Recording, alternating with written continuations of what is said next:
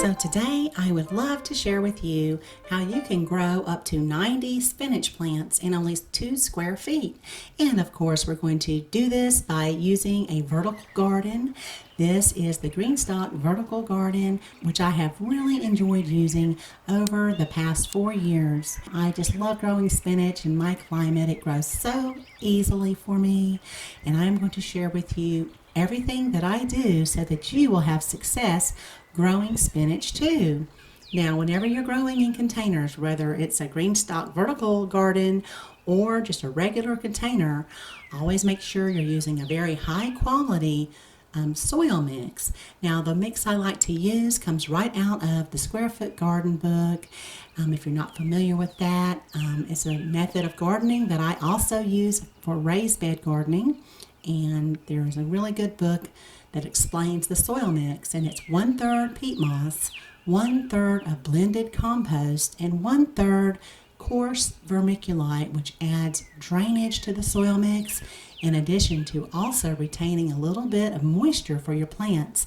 It's always good to make sure you have a very well draining soil mix when you're growing in containers so that your plants will not experience root rot.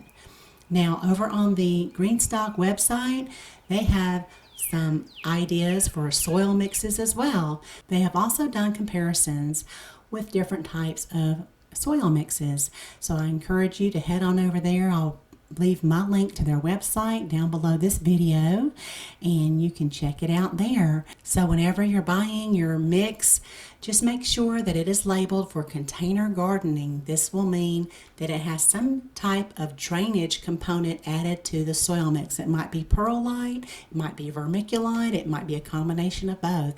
Never use anything that's labeled topsoil or raised bed mix. And I really would not use your native soil right out of your yard either. You've got to have something in there that's going to offer that drainage. Now, since we are going to be planting from seed, and I'll go over that in more detail later in the video, you need to make sure that you fill your tier up all the way to the brim. Whenever I'm transplanting something with a large root ball into the Greenstalk vertical garden, or maybe a seed potato, I will typically mix only 1 cubic foot of mix per tier, and that's about 7.5 gallons. However, the tier will take up to about 8 gallons, so make sure you're filling it all the way when we're planting from seed. Now on goes the watering disc, which is part of the patented design with the vertical garden, and that ensures that each tier of the garden gets watered equally. Some of the knockoff vertical gardens don't have this patented water drip irrigation system down through the center, so the top part of the vertical garden will receive most of the water, and then the bottom tier will not. It becomes underwatered. Now, when you're going to stack your tiers on top of each other, do a double check on each pocket to make sure they are all snug and they fit together like a puzzle and there is not a gap. I have done this a couple of times where I thought they were all, snug and locked in together. And then after I stacked the whole garden, I looked at it and I thought, well, it looks a little bit crooked. And sure enough, when I went back to check the tiers, one had a small little gap in it. So you just make sure you double check each time you put the tier on there to make sure they are locked into place. And now I'll put the watering reservoir right there on top. Now, when it comes to spinach, make sure that you are using fresh seed that is usually not anywhere over a year or 2 old. It just seems to do so much better when you have fresh seed when you're trying to grow spinach. Your soil temperature for the best germination needs to be anywhere between 40 degrees Fahrenheit to 75 degrees Fahrenheit. And at those temperatures, and I found the sweet spot to be around 60, it should take around 8 to 10 days for them to germinate. Now, I use a variety of a spinach called Teton, and this variety offers some disease resistance and is also slow to bolt, which is wonderful if you are going into those warm summer months. Spinach does not like heat at all, and it will bolt very quickly. I always recommend do not use transplants from the nursery. a spinach plant that has already been started, and then you want to put it into your Greenstalk. I always recommend growing spinach from seed because it has a taproot which does not like to be disturbed. And if you start disturbing that taproot, it's going to bolt on you quicker. So you'll be able to enjoy a very long harvest if you follow a few of the tips that I'm going to give you here in this video. Now, your best soil temperature for growing is going to be between 60 degrees Fahrenheit and 70 degrees Fahrenheit, and your best air temperature is between 40 and 75 degrees Fahrenheit. And like I mentioned, once you start getting over that temperature of around 75 degrees Fahrenheit and you start to warm up, spinach will really slow down its growth, and it may just go straight to bolting, which if you're new to gardening, that just means it's trying to produce seed. And you'll notice your leaves will get very tiny in the center, and you'll notice that it'll start growing upright through the center. So that means it's bolting, and it does not want to grow anymore for you. It's letting you know I am done. So many people like to plant spinach in the spring, and if you want to plant your spinach in the spring, make sure you know your average last frost date for your area, and you want to count back about 3 to 6 weeks, and then you can start planting then.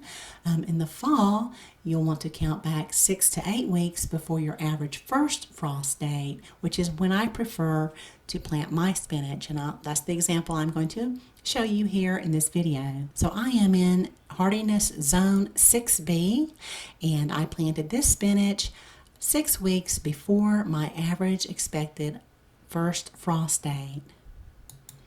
So in your Greenstalk garden, you'll go ahead and moisten your soil mix, which should be filled up to the brim. And we want to make sure that it is well draining, as you can see here. And now you'll use some fresh spinach seed. This is the Teton spinach seed I showed you earlier. And on the back, it also has a date. So make sure you're paying attention to your dates when you're buying your spinach seed. I personally would not buy spinach seed that is not dated on the packet. So now we are going to plant 3 seeds per pocket. And I like to use a little white spoon so that I can see my seed. Now this vertical garden has 5 tiers, and so that will give me 90 spinach plants if I plant all of the tiers. However, I'm just going to plant 3, so I will cover up the seeds with a little bit more of the soil mix. And now the important part is, and this is really the only work I have to do with this spinach, is to make sure that I moisten it every day until those pop up, okay?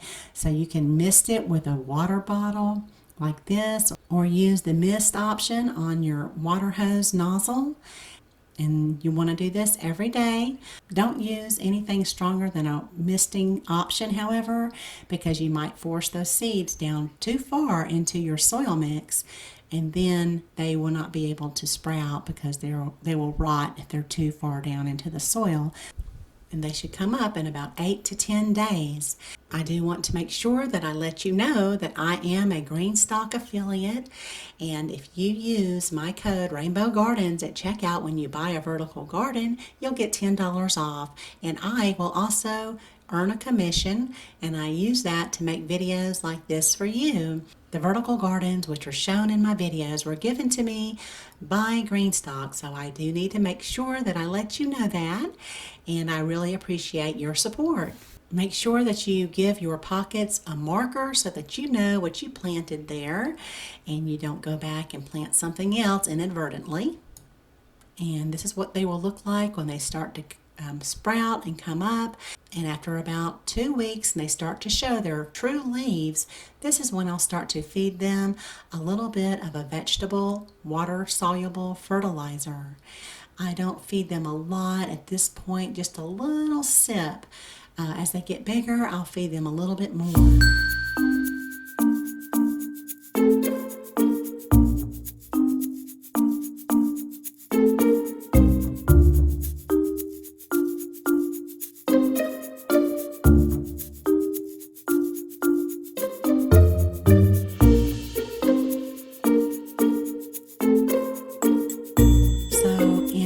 September, this is what they look like. You want to make sure that they're getting at least 5 hours of sun every day, Real important for spinach, but it can tolerate some shade. So once they look about like this, I will start to feed them about every 2 weeks. And this is what I like to use. I mix 1 tablespoon per gallon of water, and that is for 5 tiers. And so I'll just put about a half a cup per pocket every 2 weeks. I mix it a little bit less strength than what is noted on the box. So just as a side note, I think that they say on the box to do 2 tablespoons per gallon, but I prefer just to use 1 tablespoon. So when I'm harvesting my spinach, I just go for the biggest leaves first, and it just continues to grow.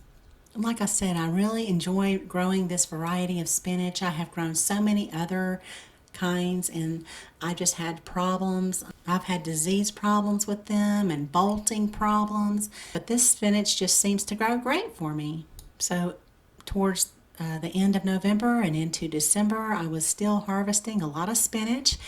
But then some of the cold weather started to set in towards late December and into January, February.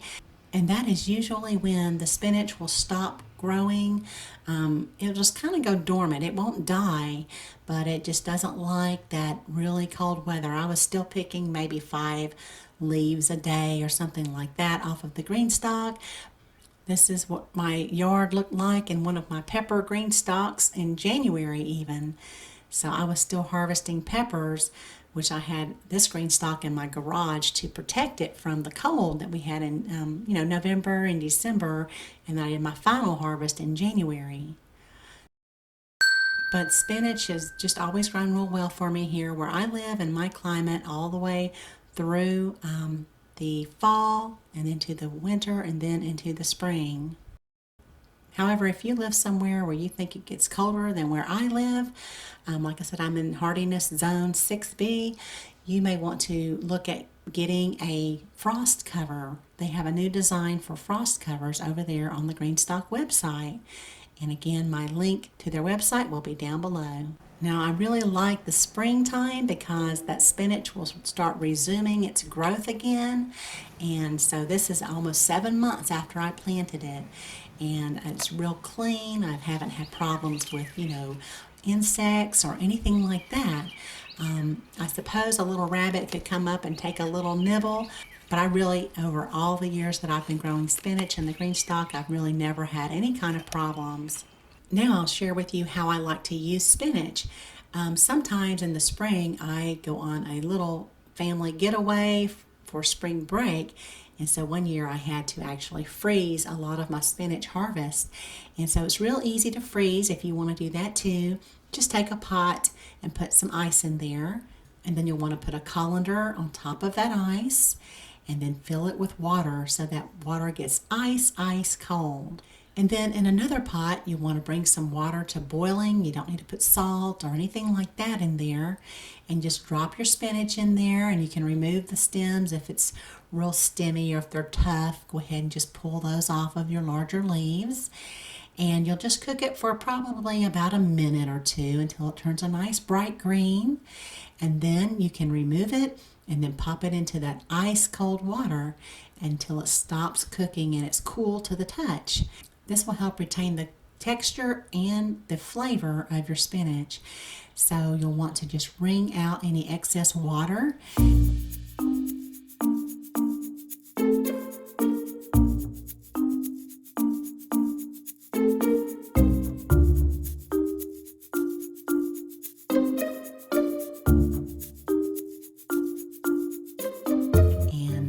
Pop it into a Ziploc bag and squeeze out the air, and you can put that in your freezer and it is ready to go for soups or just about anything.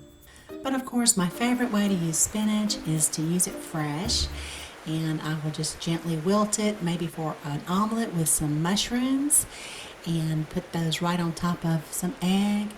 And that is really good, along with a little bit of chives, maybe some Parmesan cheese. Now I have all of these recipes on my channel.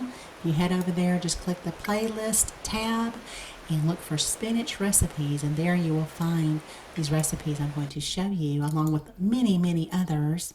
And this is a wonderful pasta salad. If you've ever been to Whole Foods, in their deli area, they have a smoked mozzarella pasta salad. It has roasted red peppers and spinach and little cubes of smoked mozzarella cheese. It is so good. So I make that with a recipe I found online, and I share it with you. And of course, I love to use a little bit of fresh spinach right in some egg drop soup, and then it's also really good just tossed in a noodle salad. So check those out on my channel if you like, and I hope that you have success growing spinach, and I hope you appreciated the video. Thank you so much for watching, and y'all have a beautiful day.